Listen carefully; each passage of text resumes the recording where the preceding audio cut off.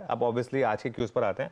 आज के क्यूज में ऑब्वियसली सबसे इंपॉर्टेंट क्यू, और कुछ देर में पूरे रीजंस डिस्कस करेंगे, लेकिन फेड ने कुछ नहीं किया, मतलब कुछ शायद एक्सपेक्ट था भी नहीं फेड से, लेकिन कुछ नहीं किया। प्लस जैसा आपको हेडलाइन में बताया गया, अब मार्केट इस साल ज़्यादा रेट कट की उम्मीद कर भी नहीं रहा है। और एक और इंटरेस्टिंग चीज़ हुई, हालांकि पावल साहब ने डिस्कस जरूर किया रेट कट, लेकिन उनकी जो स्टेटमेंट है ना, उसमें से गाइडेंस हटा दी गई है कि इस बार कितनी वो रेट कट आने वाली है, वो लाइन ही हटा दी गई है।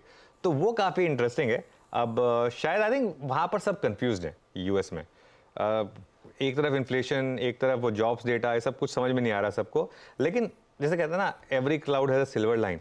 इस क्लाउड की एक सिल्वर लाइन निकल कर आई हमारे लिए, Brent crude price. Brent crude price जो 2 हफ्ते पहले 90s में था, अब हम 83 पे आ गए। मेरे ख्याल से अभी मैं कुछ देर में डिस्कस करूंगा, लेकिन क्योंकि सबसे इंपॉर्टेंट ग्लोबल क्यू हमारे लिए जो होता है वो ब्रेंट क्रूड होता है। अगर मार्केट को अब चलना और किसी एक क्यू को लैच ऑन करना है तो वो ये वाला क्यू होगा, ब्रेंट क्रूड। ठीक है। अच्छा, एक और चीज़ जो गृह मंत्री ने कहा, उसको हम सुनाएंगे पूरा आपको, लेकिन फेज़ 1 और फेज़ 2 में 2 दिन मार्केट गिरा था वो वोटिंग परसेंटेज को लेकर। गृह मंत्री का कॉन्फिडेंस है कि एनडीए उन 2 फेजेस में 100 सीटें क्रॉस कर जाएगा और कुल मिला के 400 सीटें क्रॉस कर जाएगा। तो ये उनका एक कॉन्फिडेंस है, देखते हैं मार्केट इस पर कैसे रिएक्ट करता है। लेकिन मैं जो एक बेसिक यहाँ से एक प्रीमाइस लेकर चल रहा हूँ, अगले 3-4 दिन के लिए मैं मार्केट में बहुत बुलिश रहा हूँ, लेकिन अगले 3-4 दिन के लिए मेरा मूड ये रहेगा कि आप इंडिविजुअल स्टॉक्स पर फोकस करें। देखिए, हर बार मार्केट में फेजेस आते हैं। निफ्टी और बैंक निफ्टी का एक बड़ी तेजी का फेज आया, अब थोड़ा कंसोलिडेशन की जरूरत है उनको। अब निफ्टी बैंक निफ्टी में आपको वन वे वाली तेजी नहीं मिलेगी अगले 3-4 दिन। इंडिविजुअल स्टॉक्स में अच्छे मौके मिलेंगे आपको। आज कहाँ फोकस करें? आज ओएमसीज पर फोकस करें, oil marketing companies, paint stocks पर फोकस करें और इंटरग्लोब एविएशन पर फोकस करें। मेरे ख्याल से आज जो ब्रेंट क्रूड गिरा है उसका एक इम्पैक्ट शायद इन स्टॉक्स पर आएगा। ये सारे के सारे स्टॉक्स इंटरग्लोब को छोड़ दें, वो अलग कैटेगरी का स्टॉक है, लेकिन बाकी सब स्टॉक्स ऑलमोस्ट डे लो पर बंद हुए रहे। यहाँ थोड़ा सा फोकस हो सकता है। निफ्टी पर अब मैं अप्रोच लूंगा, या तो ट्यूसडे का हाई क्रॉस होने लगे या फिर आप 22,450 से 22,500 आ जाए। इन बिटवीन कोई ट्रेड नहीं है निफ्टी में, इनको इन बिटवीन फंसने वाला मामला है। बहुत बढ़िया। ओके, ये है कहानी अपफ्रंट बाजारों की। अच्छा, आज इंपॉर्टेंट सेशन है, थर्सडे का दिन है, बहुत सारे इंपॉर्टेंट क्यूज जिसमें यूएस के तमाम डेटा और सबसे इंपॉर्टेंट तो फेड मीट का जो आउटकम आया है वो डाइजेस्ट कर रहे होंगे हम लोग खुलते ही। सिर्फ यूएस के कुछ डाइजेस्ट करने हैं, अदरवाइज हम जैसे छुट्टी मना रहे थे, हम महाराष्ट्र डे के चलते छुट्टी मना रहे थे, दुनिया लेबर डे मना रहा था। तो पूरा एशिया, इनफैक्ट पूरा यूरोप सब बंद था, सिर्फ यूएस के बाजार खुले हुए थे। तो वहीं के क्यूज इंपॉर्टेंट हो जाते हैं हमारे लिए। और 2 दिनों का ट्रेड हमने यूएस का मिस आउट करा। पहले दिखाइए ट्यूसडे का यूएस का सेशन। हम लोग फ्लैट हल्के लाल निशान के साथ यूएस के फ्यूचर्स डाइजेस्ट करके गए थे ट्यूसडे को 3:30 बजे, पर एक्चुअल सेशन तगड़ा पेन आया। 1.5 से 2% तीनों बेंचमार्क्स मंगलवार को गिर के बंद हुए। उसके बाद कल जब फेड मीट का आउटकम आ रहा था तो मिला जुला कामकाज हुआ। कोई डाउ हरे में था तो कोई नैस्डैक और एसएनपी लाल में बंद हुए, लेकिन फ्लैट लाइन के इर्द गिर्द घूमे। वॉलेटाइल सेशन जरूर था। और आज सुबह जब हम एक्चुअली इस फेड मीट के आउटकम पे फ्यूचर्स रिएक्ट कर रहे हैं, वो आधे % मजबूती के साथ ट्रेड कर रहे हैं। तो हमने ट्यूसडे शाम का जो पेन था उससे बच गए कुछ हद तक। हालांकि अभी भी हमें डिफरेंशियल तब और अब में बीच में सारे फ्यूचर्स की हल्की कमजोरी डाइजेस्ट करनी है। और उसके बावजूद हमारा गिफ्ट निफ्टी कह रहा भाई साहब हम गिरेंगे नहीं, हम हल्के हरे निशान के साथ ही शुरुआत करेंगे। ऐसे में अब एशिया दिखा दीजिएगा, लेकिन एशिया आज खैर वो भी सब इसी तरह के क्यूज पर रिएक्ट कर रहा है क्योंकि वो भी कल बंद था। Neeraj ji, good morning. Good morning. पहले तो फेड मीट और अदरवाइज क्या क्या अपडेट्स है? देखिए, फेड में होना कुछ नहीं था, लेकिन कमेंट्री इंपॉर्टेंट थी। उस कमेंट्री में उन्होंने एक बार फिर से ये बात कही कि हमें कंफर्ट नहीं आ रहा है, हम जो सोच के चले थे शायद वैसा हो नहीं रहा है। तो यानी ब्याज दरें जो नीचे करने की बात कह रहे थे, वो उन्होंने पिछली बार इशारा किया था, वो टलेगा क्योंकि 2% की महंगाई दर लक्ष्य से काफ़ी दूर है और उनको लगता है कि ये मुश्किल हो रहा है थोड़ा सा जॉब डेटा वगैरह देखते हुए। तो मार्केट हालांकि इस बात को डिस्काउंट करके चल रहा है। मनी मार्केट या बॉन्ड मार्केट तो 0.3% की कट को लेकर चल रहा है, जबकि साल की शुरुआत में 1.5% कट उसको लग रहा था। तो मार्केट ने तो इसको डिस्काउंट कर लिया। दूसरे, उन्होंने जो अपनी बैलेंस शीट श्रिंक कर रहे थे, तो वो हर महीने बढ़ा रहे थे, उसको उन्होंने थोड़ा सा डिले कर दिया या उतना तेज़ी से नहीं करेंगे। इस वजह से बॉन्ड यील्ड नीचे आ गई है। तो वो एक थोड़ा सा हल्की सी रियायत राहत कह सकते हैं आप। मार्केट ने इसीलिए फ्लैट रिएक्शन दिया, कल कुछ नहीं हुआ मार्केट में, एकदम फ्लैट मार्केट था वहाँ का, रिजल्ट्स बहुत आ रहे थे। लेकिन असली कहानी मंगलवार की थी। मंगलवार को बहुत ज़बरदस्त गिरा यूएस मार्केट, तीनों इंडाइसेस गिरे। उसके पीछे कारण ये था कि एक जो क्वार्टरली वेज रिपोर्ट आई है वहाँ के लेबर डिपार्टमेंट की ओर से, वो बहुत ही स्ट्रांग है। वो इंडेक्स ये बता रहा है कि पहली तिमाही में 0.9% जो Q4 में था उसके सामने 1.2% बढ़ा, यानी वेज बहुत तेज़ी से बढ़ी है इस क्वार्टर के दौरान, जो कि कंपनियों के लिए मुश्किल पैदा करेंगी। और लेबर अपने आप, लेबर डिमांड काफ़ी स्ट्रांग है, नंबर्स ये सजेस्ट कर रहे हैं। हालांकि जोल्ड डेटा जो ओल्ड डेटा होता है वो थोड़ा भी उतना अच्छा नहीं आया, लेकिन आज नंबर आएंगे और कल आएंगे, उससे मोटा मोटा अंदाज़ा लगेगा। तो इस जॉब ओपनिंग के अलावा जो वेज डेटा था, इसको देख के मार्केट बहुत बुरी तरीके से गिरा था, और यही रीज़न था उसमें। अब इस बीच अमेज़ॉन के नतीजे अच्छे आए, बहुत सारे नतीजे अच्छे आए, क्रूड गिरा, लेकिन सपोर्ट नहीं मिला मार्केट को कहीं से, क्योंकि वो खबर काफ़ी बड़ी थी और फेड वाली भी एक ओवरहैंग था कि क्या बोलने वाले, वो सुन लिया उन्होंने। अब आज से फिर से वो रियलिस्टिक हो जाएंगे, नतीजों पे ही फोकस होगा। मुझे ऐसा लगता है कि एक मार्केट में सबसे अच्छी चीज़ ये होगी कि अब फेड की बैठक को लेकर के उतना ज़्यादा होप बिल्ड नहीं हो रही है, जून की बैठक को लेकर के भी बहुत ज़्यादा होप नहीं बिल्ड होगी, तो ये एक अच्छी बात है। अब रियल नंबर्स पे मार्केट रिएक्ट करेगा, जैसे जीडीपी का नंबर आएगा, इन्फ्लेशन का आएगा, या नतीजे आएंगे। तो नेट ये हुआ पिछले 2 दिनों में मार्केट में। लेकिन कल थोड़ा संभला मार्केट और आज फ्यूचर्स ऊपर दिखा रहे, इसलिए कोई पैनिक जैसी सिचुएशन नहीं है। अब देखते हैं आज और कल के नंबर कैसे आते हैं जॉब वाले। तो ये था ग्लोबल मार्केट का हाल। सब तस्वीर बदल गई। आज दोनों में कटौती से अब खुशी इस बात की है कि बढ़ेगा नहीं, और अब खुशी अब बाजार वहीं पहुंच गया, हायर फॉर लॉन्गर, वो जहां से कहानी शुरू हुई थी वहीं लौट के आ गई है। और इक्विटी कोई टेंशन नहीं, हम सब डाइजेस्ट करे हुए हैं। साल के एंड के आते आते शायद एक आध कटौती आए तो आए, यही डाइजेस्टेड है। अब सब तस्वीर बदल गई है।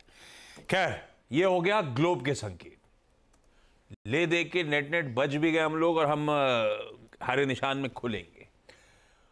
और एक बार प्लीज वो ट्यूसडे का सेशन रखिएगा स्क्रीन पे, अब टॉपसी टर्वी राइड थी, रोलर कोस्टर। और उसके बाद अब हमारा सेटअप कैसा है वो समझ लिया जाए। कैसा लग रहा है ट्रेड सेटअप?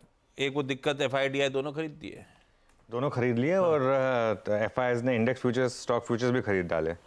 तो आज मार्केट में थोड़ा सा मैं आज ज़्यादा पॉजिटिव हूँ नहीं मैं। बस एक ही चीज़ है, क्रूड का शायद थोड़ा सा एक हेल्प मिल जाए, लेकिन FIs की बाइंग और DIs की बाइंग, FIs की 1000 करोड़ की, DIs की 1400 करोड़ की बाइंग अब बार्स आएंगे आपकी स्क्रीन पर।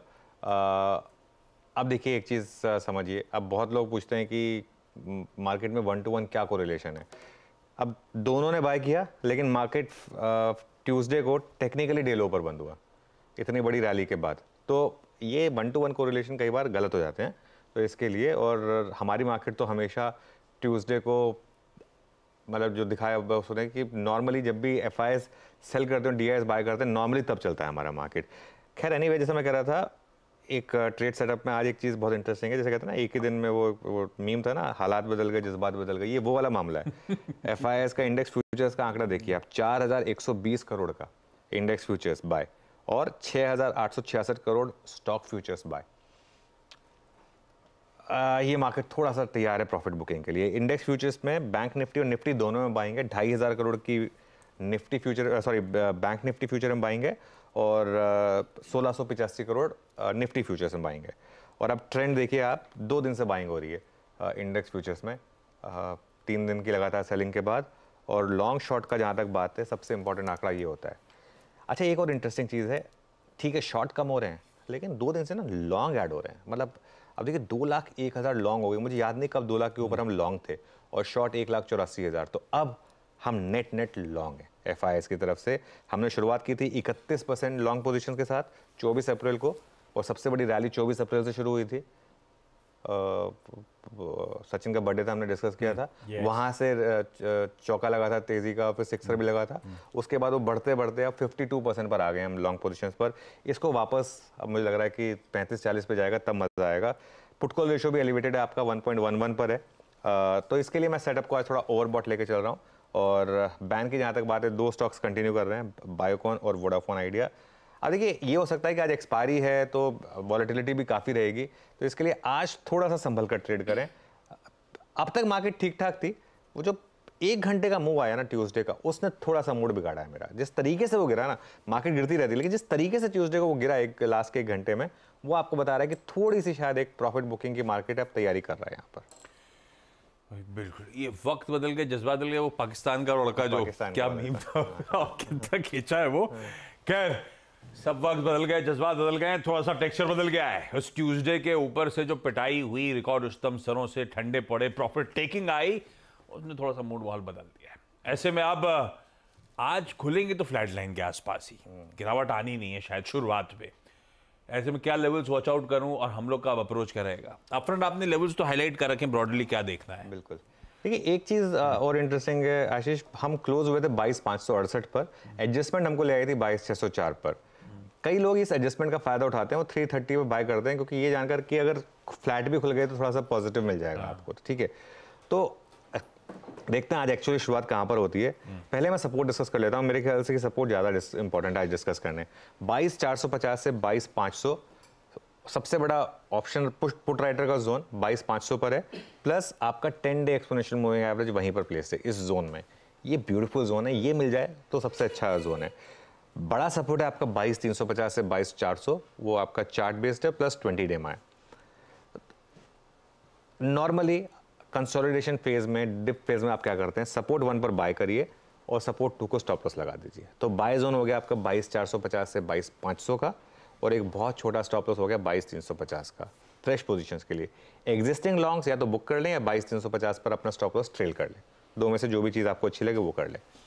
रेजिस्टेंस कहाँ पर प्लेस्ड है? पहली रेजिस्टेंस आएगी आपको 22,650 से 22,713 पर, 22,650 और 22,700 पर जो कॉल राइटिंग हुई है उसके हिसाब से ये लेवल्स बनकर आ रहे हैं।